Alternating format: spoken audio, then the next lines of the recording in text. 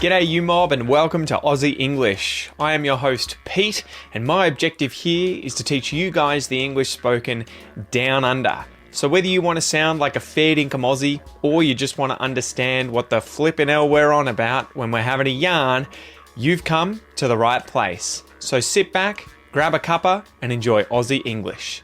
Let's go.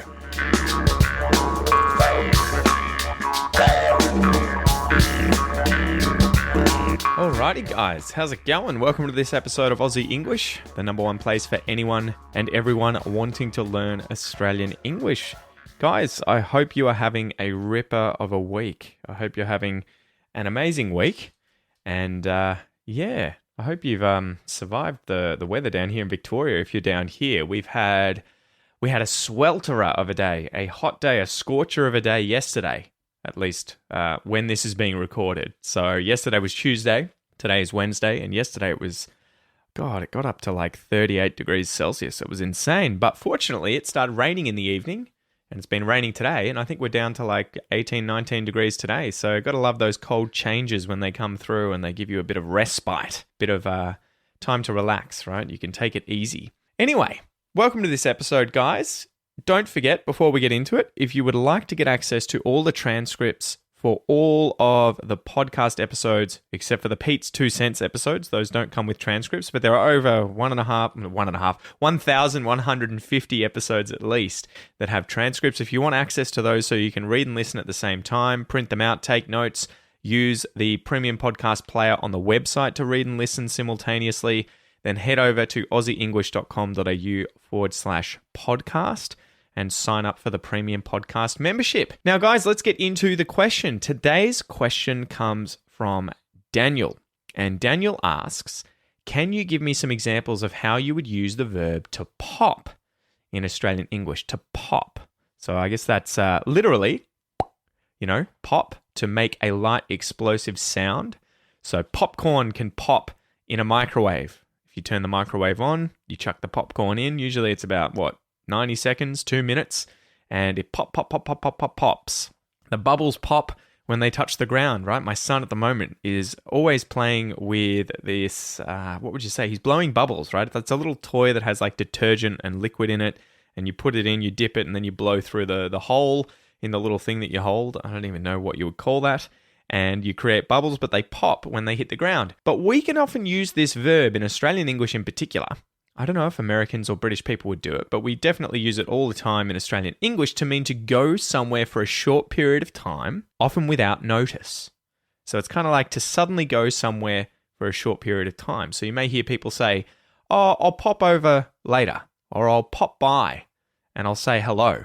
Or maybe she's going to pop out for a bit and go shopping. And you'll notice there that I used a whole bunch of phrasal verbs.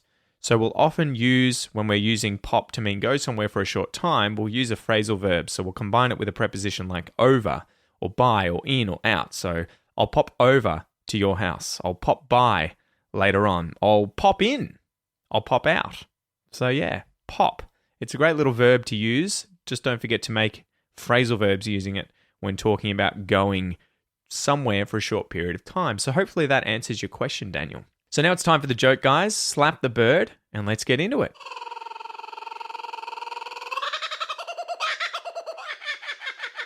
Okay, so today's joke. Are you ready for this? It's going to bring the house down. It's going to make everyone laugh a lot. Why did the two cows not like each other? So why didn't these two cows like each other? Because they had beef.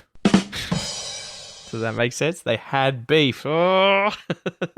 So beef literally would be like bovine flesh, right? The flesh of a cow, a bull, or an ox that you would eat. It's used as food. And I believe it comes from French. So quite often in English, you'll notice that we use words when we're talking about food, meat and food. We will use the French, or I guess they would be the words of French origin to talk about that food, right? Like pork is another one. We don't say, oh, I'm going to have some pig. I'll throw some pig on the barbie. You'd say pork. I'll have a pork chop. Or I'll have some beef. But if you have beef with someone, or if you have a beef with someone. You can kind of use either here. It's to have a problem with someone, to have a complaint about that person, to have a disagreement with someone, or to be dissatisfied with something. So in this case, why did the two cows not like each other? They had beef. It means that they didn't like each other because of a disagreement or a complaint or some kind of problem that they had with one another. So there you go. The pun is on the word beef. Beef, beef, beef. Now, we made the joke today about cows because the expression is until the cows come home. Until the cows come home. So as usual, guys, let's go through each of these words and define them. I'll give you the definition. We'll talk about the origin. We'll go through some examples, a pronunciation exercise, and then a little listening comprehension exercise from an Australian TV show. Okay, so until, this is up to the point in time or the event that you've mentioned. I'll be here until tomorrow. She's going to eat until she's full, until she's had enough. This is the definitive article. The definitive article, right? This is the home that I live in. It's not just any home, it is the home. That's the farmer's favorite tractor. Over there, that tractor is the farmer's favorite one. A cow.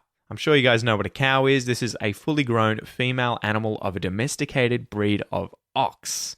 And usually they're used for milk or beef. A cow. So the farmer likes to milk his dairy cows once, or I think it's even twice a day, right? I think they get milked in the morning and the evenings.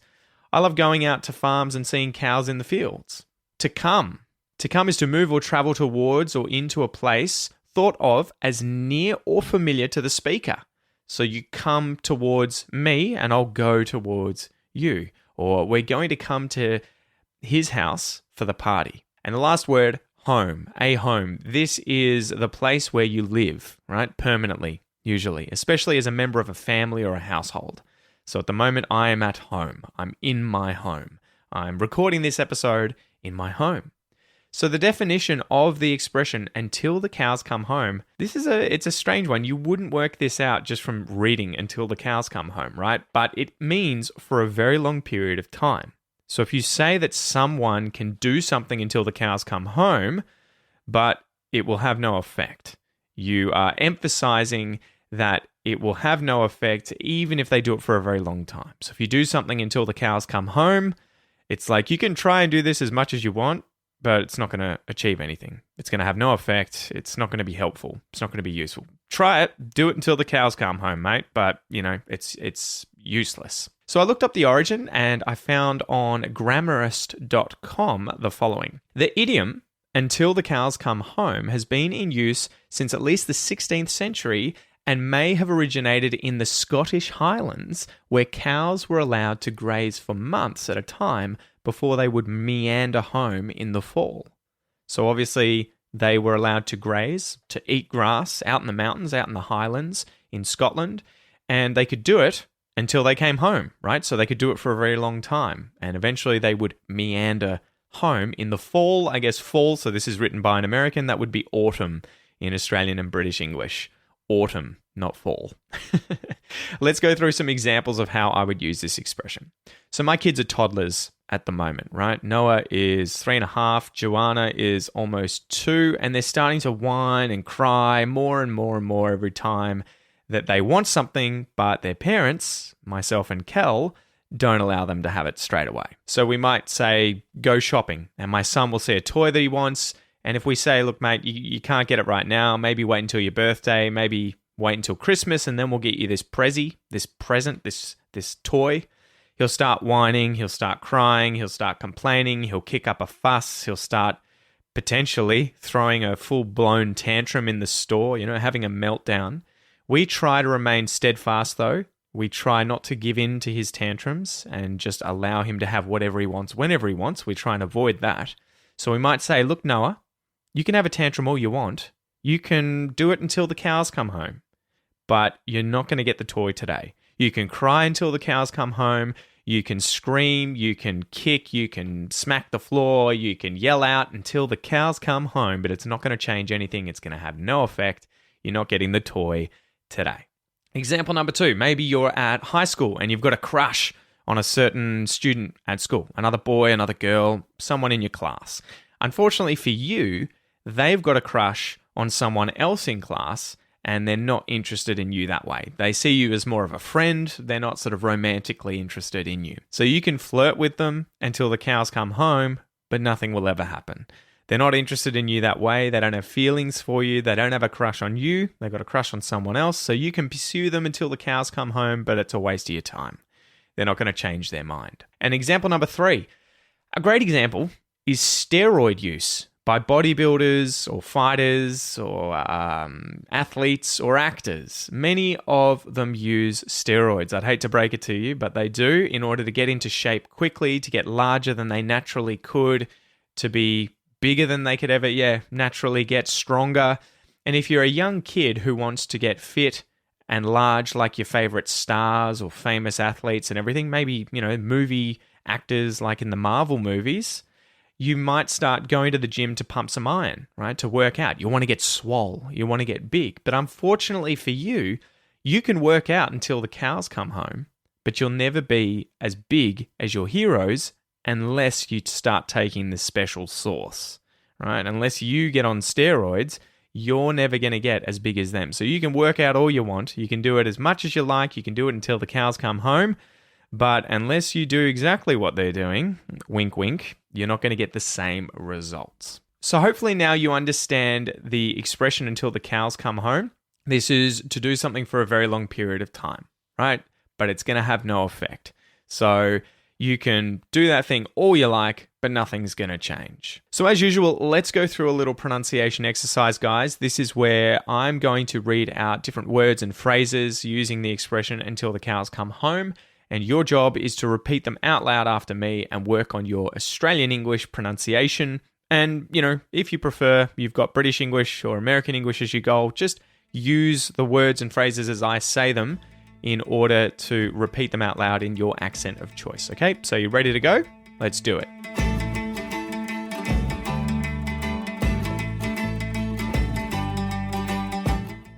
Until. Until the. Until the cows. Until the cows come. Until the cows come home. Until the cows come home. Until the cows come home. Until the cows come home. Until the cows come home. I can complain until the cows come home.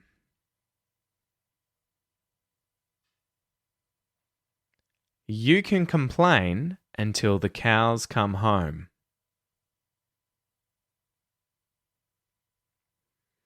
He can complain until the cows come home. She can complain until the cows come home. We can complain until the cows come home.